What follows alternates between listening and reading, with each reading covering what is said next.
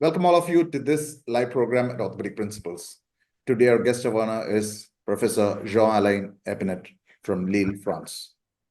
Professor Epinette is an orthopedic surgeon associated with the Department of Orthopedic Surgery and Reconstructive Hip Surgery in northern France, close to Lille.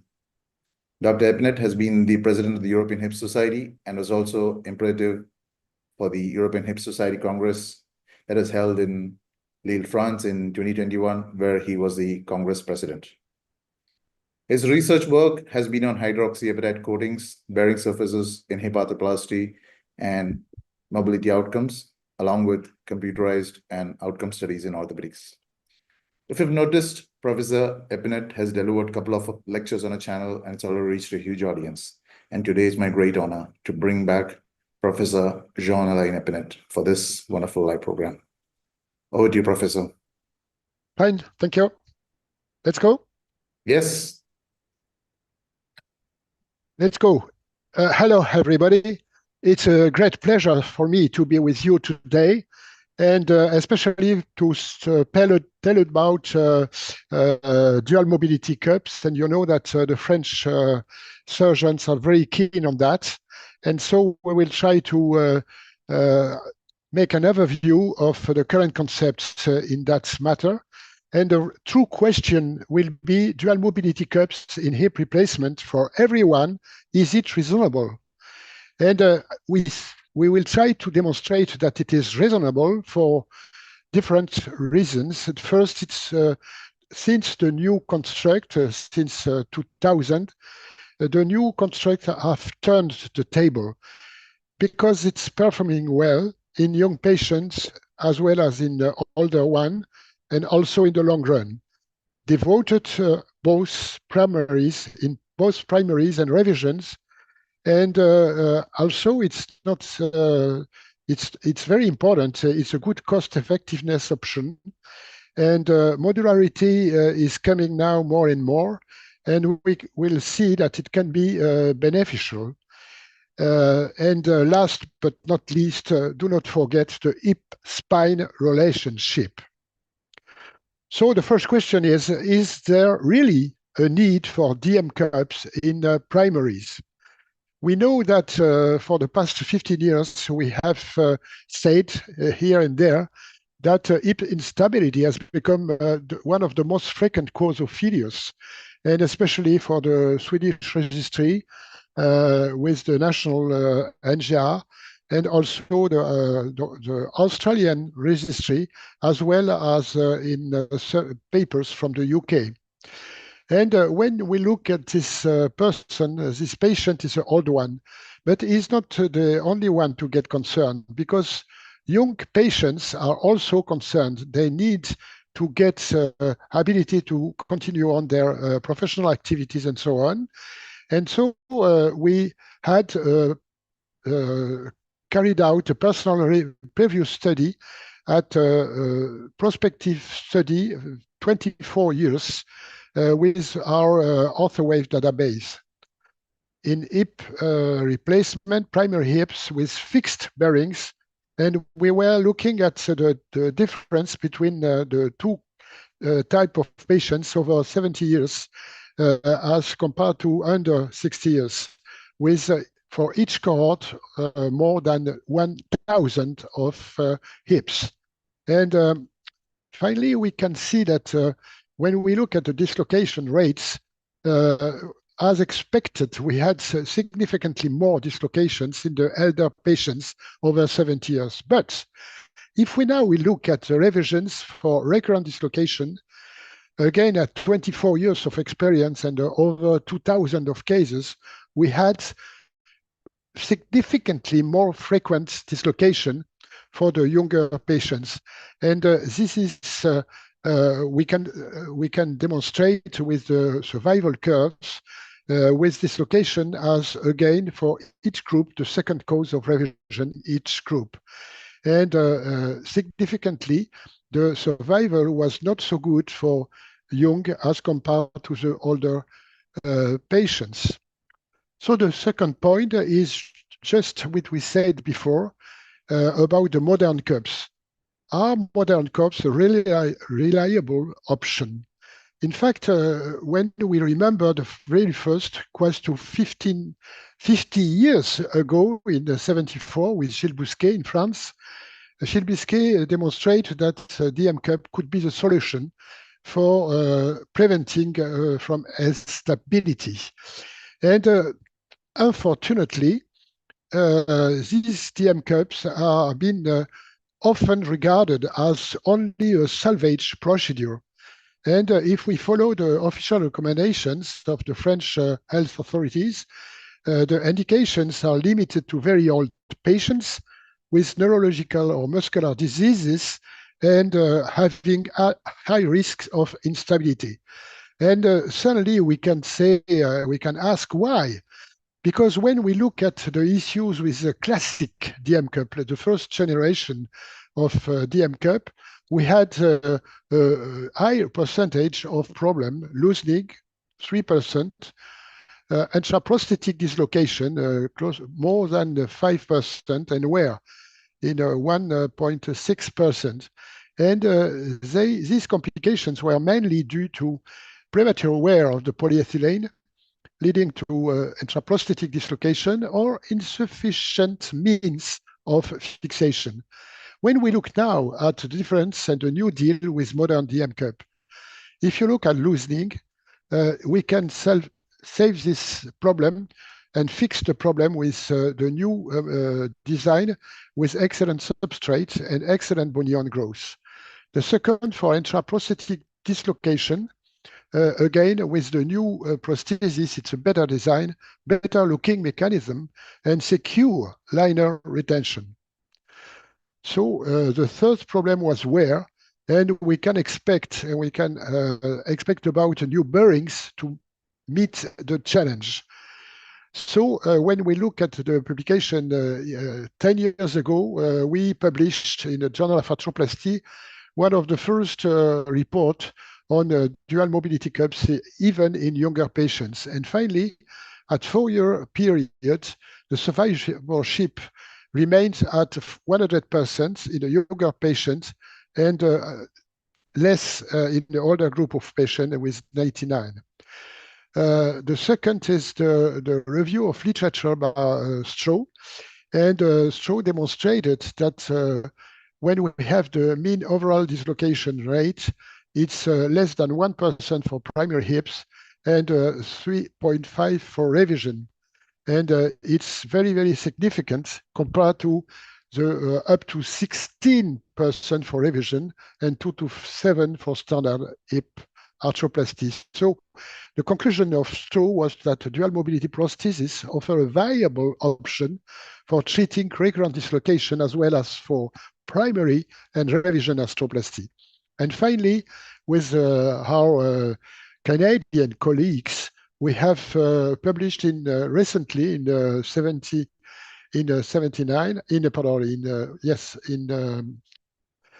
2000 and close to this year. Should everyone get one dual mobility? And we had a very encouraging results with this global review of patients. So we could say that nowadays, the current limitations of these DM cups can be seen as obsolete with modern device. When we compare these two types of cars, obviously it's quite different according to results. Now the third point is about the fate of DM cups in the young patients. And when we look at this, again, we have carried out a multi-center study linking the US surgeons and French surgeons, and we had a multi-center prospective study for patients at 2 years minimum follow-up and aged under 55. And so we can speak about a multi-center 20 years study, and all the data were gathered and analyzed on our OrthoWave database in primary hip replacement, and you took interest, especially in prevalence of dislocation and revision due to instability. and we could systematically record DM-related potential complications in close to 700 patients. So 747 primary hips in 600 patients, and the mean age was under 55. And we can see that mainly males and mainly osteoarthritis, and the number of DM was increasing over years. If we look at now the implants, they were all that we call modern DM cups, and with half of them were highly cross-linked polyethylene. And you can see the various types of implants here, with the head in alumina most of the time, and 28 millimeters. When we look at complications and adverse events, we were under 2% of complications, no dislocation, no intraprosthetic dislocation, no instability, no wear or lysis, and just 3 neck shell conflict. We have 6 loosening and a problem of construct in 1 case. So finally, for these modern DM cups under 55 years of age, with the results at 19 years, we can see about 10 failed cup and less than 1% of problems. When we look at the survival curve, we can see that at 19 years of follow-up, we can speak about 90.8%. That was for us very encouraging. Now there is an important debate about primaries or revisions, and what we fit in primaries. Can we go on revision cases? When we look at this kind of device for primaries, we can say, okay, why not a step further with acetabular revisions? Because we can take interest in the screws in the axis of lines, and a better fixation. But we must, for cementless options, we must get at least 50% of contact with host bone. When we look again at Strauss and his review of literature, when we compare for revisions, we were with dual mobility 3.5%. And we must make the difference between the up to 16% with fixed bearing, according to instability and occurrence of dislocation. One point is also very important to take into account. It's a cost effectiveness option. We all know that the economic impact of dislocation and treatment, this economic impact is very important in case of instability, because of readmissions, because of revision, hospitalization, follow-up care, and fees and functional rehabilitation and sequelae. This is very important. And so in France, we have published a paper about cost effectiveness model. If we compare the dual mobility versus fixed bearing for total hip replacement in France, and we have been using the diagram of the Markov model. And it was significant and astonishing to see that if we use for all the prostheses in France, we have more than 140,000 primary hips, we could get annual cost saving of more than 50 million euro. That could be more than 100 million euro in the best favorable case. And so we can say that we could get more than 50 million in France per year, according to the study. Now a sixth point can be about some progress and some progress in the design of devices, and especially to help using this dual mobility for both primaries and revision cases. So we can say that we can speak about this modular dual mobility cups, and we have three questions. First, are these modular DM be said as double mobility because there is no elevator dream? Second, the problem of the couple between CrCO and titanium could lead to alval risk. And the third is real interest of screws in the axis of stress line.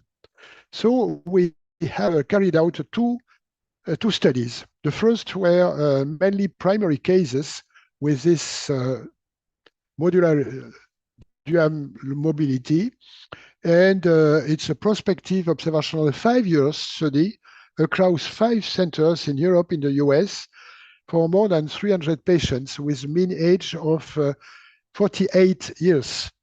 So the results were no dislocation and no intraprosthetic dislocation.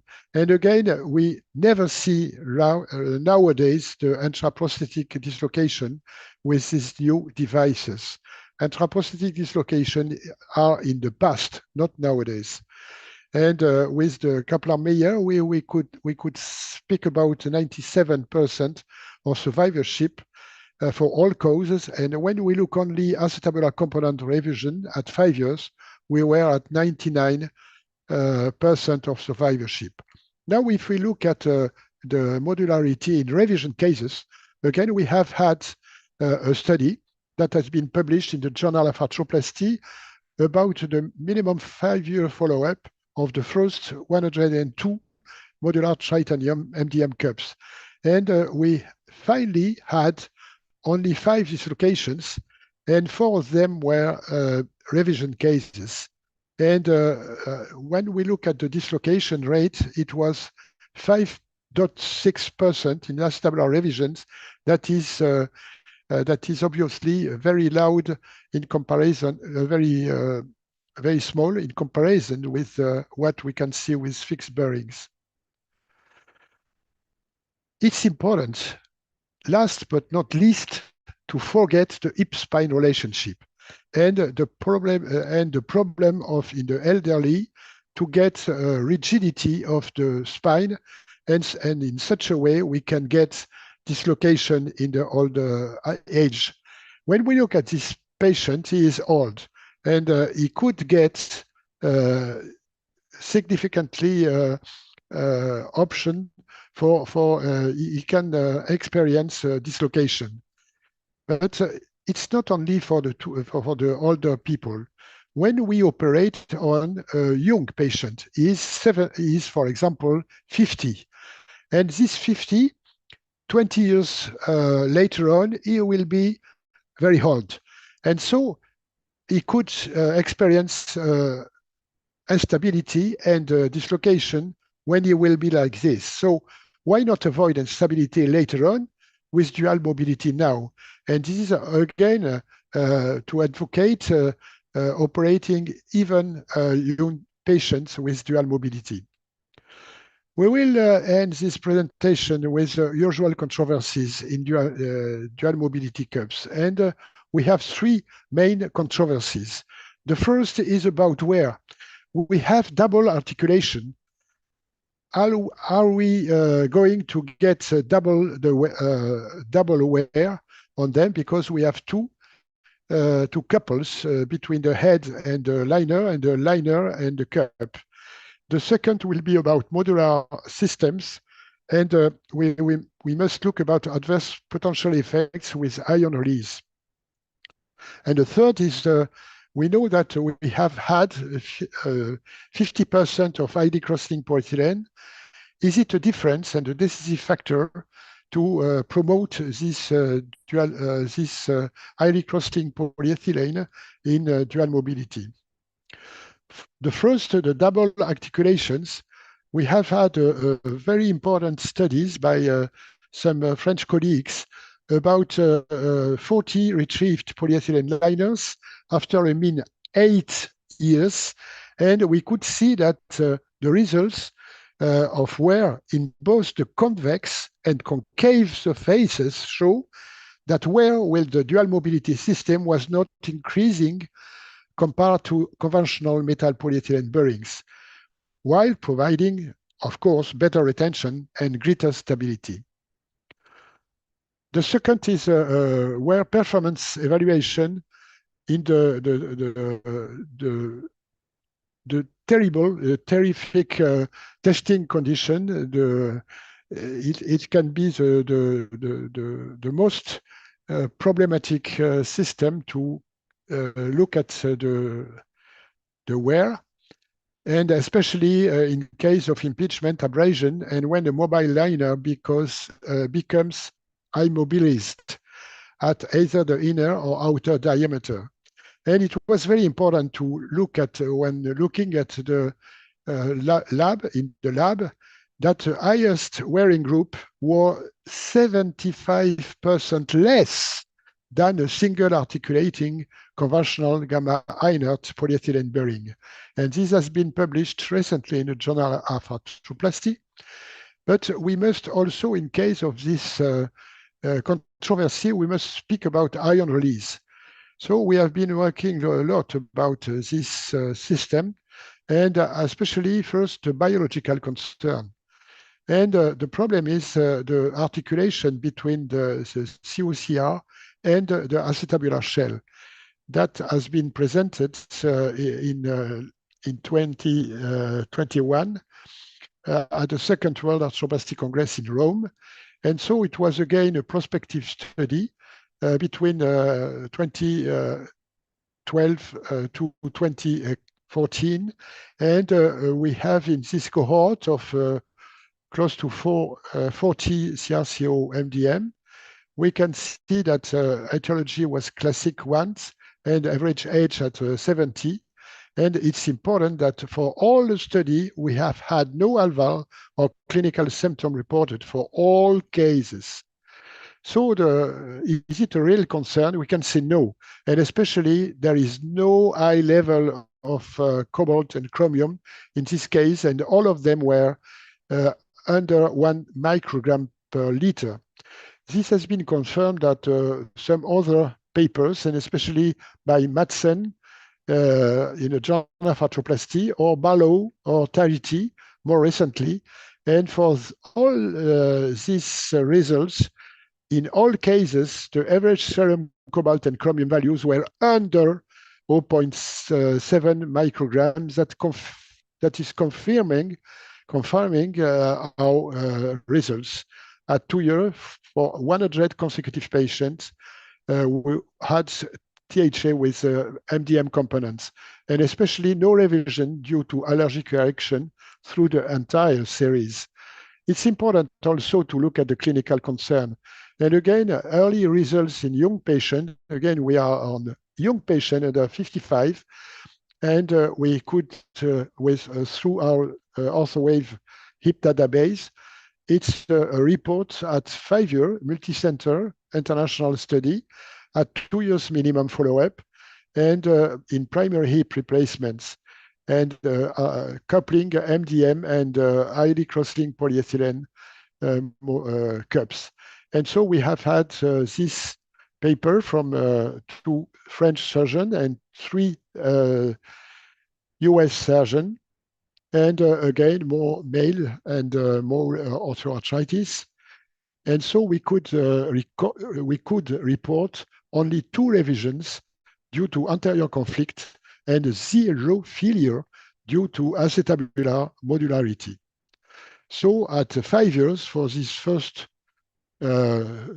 study with MDM cup, we could speak about more than 99% of survival at 5 years.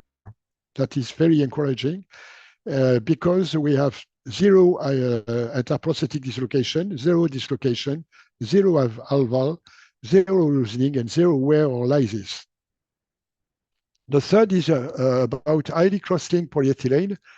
because we started with the classic highly cross-link, and we arrived now at annealed, sequentially treated polyethylene and radiation.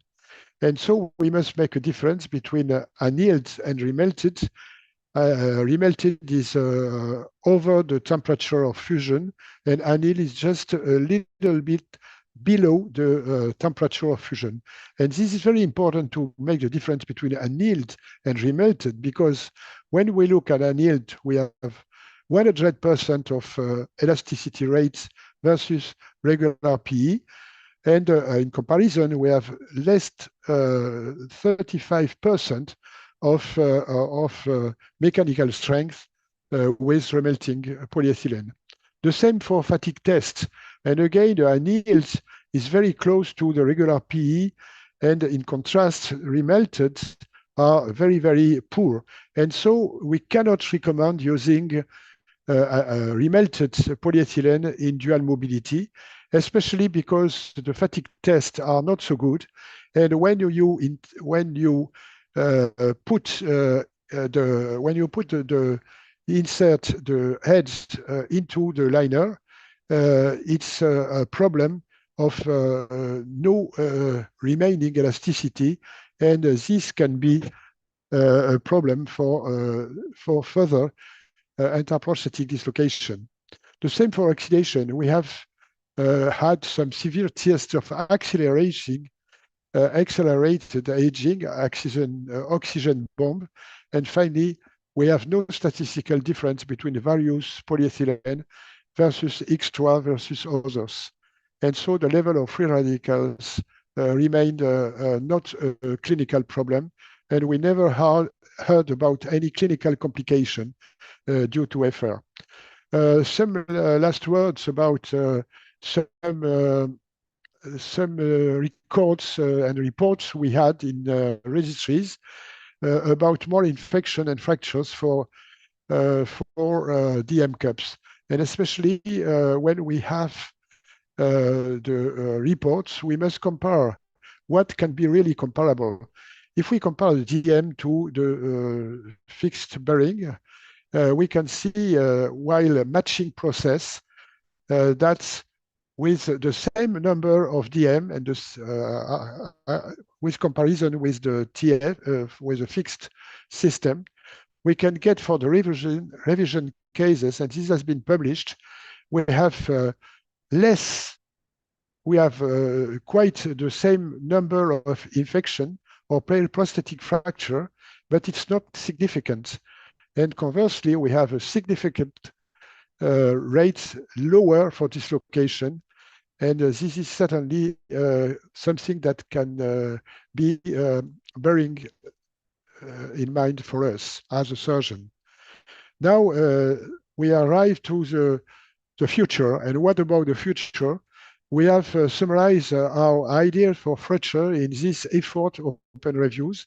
And we can certainly propose to look at the details of the current presentation in this effort open reviews publication. Now, this is my conclusion. Is dual mobility cup a reasonable choice for all our patients? The answer is yes, because more and more young patients are more and more at risk for revision, and especially for a patient at risk, but also for ambulatory surgery. DM cup allow for preventing two of the major complications, instability and wear. And in DM with highly cross-linked polyethylene, it's certainly a good recommendation. Now, DM cups have proven in the long run to meet patients' expectations and provide long-term great outcome even for younger patients.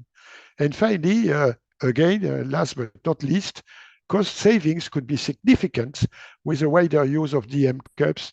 And as an example, in France, we could save 50 million of euro in France each year.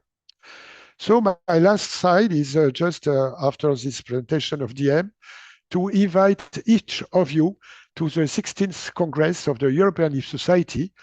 And this European Hip Society Congress will take place in Thessaloniki Thessaloniki is a charming city of Greece on the 16 and 17 October this year. And we would be delighted to welcome each of you as a EHS membership, and you can get the web site here. And I have to thank you very much for listening. Thank you very much. Thank you very much, Professor. Professor, you can stop sharing. Yeah. Yeah, you can close your PPT. Yeah. Here you Thank are. you. Yeah, perfect. Thank you very much, Professor, for yet another brilliant presentation. Prof, let's take some questions. Yeah. Professor, there has been some concerns about the wear rates. The polyethylene wear rates have traditionally been high for dual mobility, right? It's one part of my presentation, and so Yeah. it was just one of the three main problems in the first generation. But now it's a huge progress with preparation of the classic polyethylene with sterilization, and also with the highly cross-linked polyethylene. And so I think that we could demonstrate at 10 years or 20 years that there is not a real problem with that. And so where was responsible for intraprosthetic dislocation, was responsible for dislocation where and loosening, but it's not the case. And we must forget totally the intraprosthetic dislocation now. You think it is almost extremely rare, is it?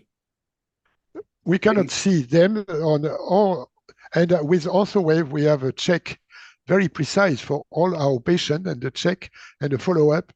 And each time we have a complication, and especially intraprosthetic dislocation, we can check it. The only case was for some classic dislocation, and when we try to replace the head and the liner into the shell, if the patient is not in good condition for replacing it, and analgesia, and so when you push on the head, maybe in this case you can have intraprosthetic dislocation. We have had maybe 3 or 4 cases, and especially in the US for that. Okay, thank you very much, Prof. Professor, is there any level 1 data to say that, of course, there is one randomized control trial, if I'm right. Are there enough RCTs to say that dual mobility is actually equal to a conventional total hip? It's a question, and also I tried to answer during my presentation about the registries. Because when we hear from the Swedish registry or others, they say, oh, the results are very, very bad in comparison to fixed bearings. But that's why I was happy to look at this presentation by a colleague of mine in France, and we have compared in the same registry, but the cohort of dual mobility facing the cohort of similar status of the patient. Because dual mobility everywhere in the world, it's considered as a salvage procedure. And so the patients are older, they are more fragile, and maybe they are subject to have more infection and more periprosthetic dislocation, more periprosthetic fractures. Thank you, Prof. Professor, what about the cost? If I'm right, in France, you mentioned that the cost for dual mobility is less, right? But what about the rest of the world? I think in some other countries, the cost for dual mobility is higher, isn't it? You're absolutely right. I'm speaking about dual mobility, maybe in many countries, and especially when I am for example, in Greece or in Bulgaria or other Baltic cities. The problem is that the prices are quite 2 times higher than we have in France. And this is a huge problem. But I think that if we can advocate for the dual mobility, and we will have more and more users, and so the price will decrease. But it's a problem of commercial commercial matters, not really scientific matters. But you're right. It's the problem is they are higher, the price.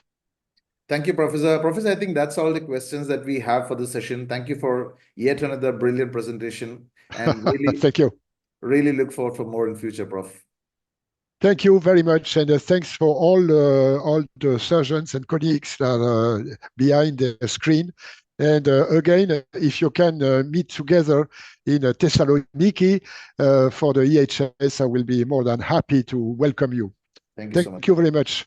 Thanks to Orthopedic Principles. Thank you. Bye-bye. Bye. Thank you.